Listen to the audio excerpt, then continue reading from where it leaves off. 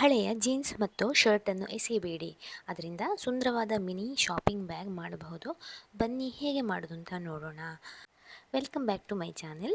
ಈ mini bag ಮಾಡಲಿಕ್ಕೆ ನಾನು ಹಳೆಯ ಜೀನ್ಸನ್ನು ತಗೊಂಡಿದ್ದೇನೆ. ಇದು ಮಕ್ಕಳ ಜೀನ್ಸ್ ಪ್ಯಾಂಟು. ಮೊದಲಿಗೆ ನಾವು ಕಾಲಪಟ್ಟಿಯನ್ನು ಕತ್ತರಿಸ್ಕೊಳ್ಬೇಕು. ದೊಡ್ಡ ಸೈಜಿನ ಜೀನ್ಸ್ ಪ್ಯಾಂಟ್ ತಗೊಂಡ್ರೆ ನಾವು ದೊಡ್ಡ ಸೈಜ್ನ ಬ್ಯಾಗನ್ನು ಮಾಡ್ಕೋಬೋದು.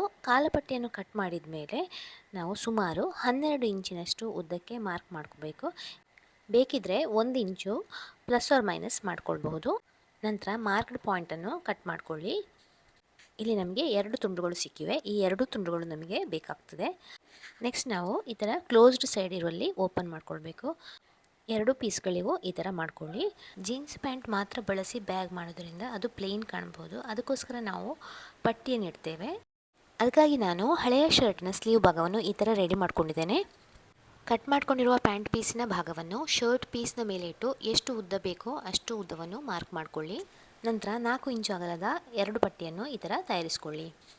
2 ಪೀಸ್ನ ರೈಟ್ ಸೈಡ್ ಒಂದಕ್ಕೊಂದು ಫೇಸ್ ಆಗುವ ಹಾಗೆ ಇಟ್ಟು ಮೇಲ್ಭಾಗದಲ್ಲಿ ಸ್ಟಿಚ್ ಮಾಡ್ಕೊಳ್ಳಿ. ಹಳೆಯ ಕುರ್ತಿಯನ್ನು ಉಪಯೋಗ ಮಾಡಿ ಕೂಡ ಪಟ್ಟಿಯನ್ನು ಇಟ್ಕೊಳ್ಬಹುದು. ಫ್ಲೋರಲ್ ಪ್ರಿಂಟ್ ಏನಾದರೂ ಇದ್ದರೆ ತುಂಬ ಚೆನ್ನಾಗಿ ಕಾಣ್ತದೆ. ಇವಾಗ ಇದನ್ನು ಒಳಗಿನ ಸೈಡಿಂದ ಈ ಥರ ಫೋಲ್ಡ್ ಮಾಡಿ ಸ್ಟಿಚ್ ಮಾಡ್ಕೋಬೇಕು.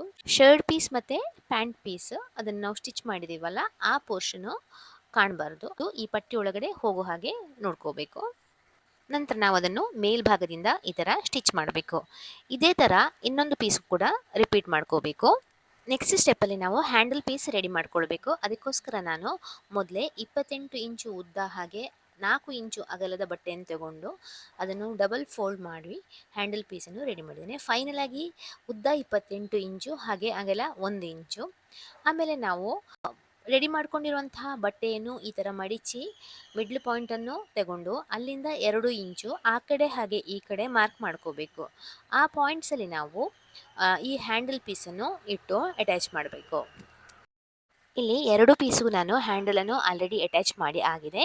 ನಂತರ ಈ 2 ಪೀಸ್ಗಳನ್ನು ರೈಟ್ ಸೈಡ್ ಫೇಸ್ ಆಗುವ ಹಾಗೆ ಇಟ್ಟು 3 ಸೈಡಲ್ಲಿ ಸ್ಟಿಚ್ ಮಾಡ್ಕೋಬೇಕು.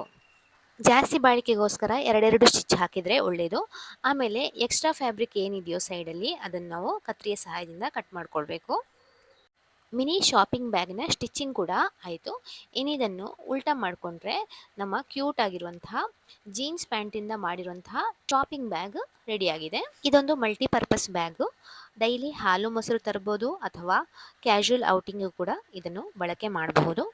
ನಿಮ್ಮಲ್ಲೇನಾದರೂ ಹಳೆಯ ಜೀನ್ಸ್ ಇದ್ದರೆ ಅಥವಾ ಶರ್ಟ್ ಏನಾದರೂ ಇದ್ದರೆ ಅದನ್ನು ಖಂಡಿತವಾಗಿಯೂ ಎಸಿಲಿಕ್ಕೆ ಹೋಗಬೇಡಿ. ಈ ಥರ ಕ್ರಿಯೇಟಿವ್ ಆಗಿ ನೀವೇ ಮನೆಯಲ್ಲಿ ಬ್ಯಾಗನ್ನು ತಯಾರಿಸ್ಕೊಳ್ಳಿ. ಈ ವಿಡಿಯೋ ನಿಮಗೆ ಇಷ್ಟ ಆಗಿದೆ ಅಂತ ಅಂದ್ಕೊಳ್ತೀನಿ.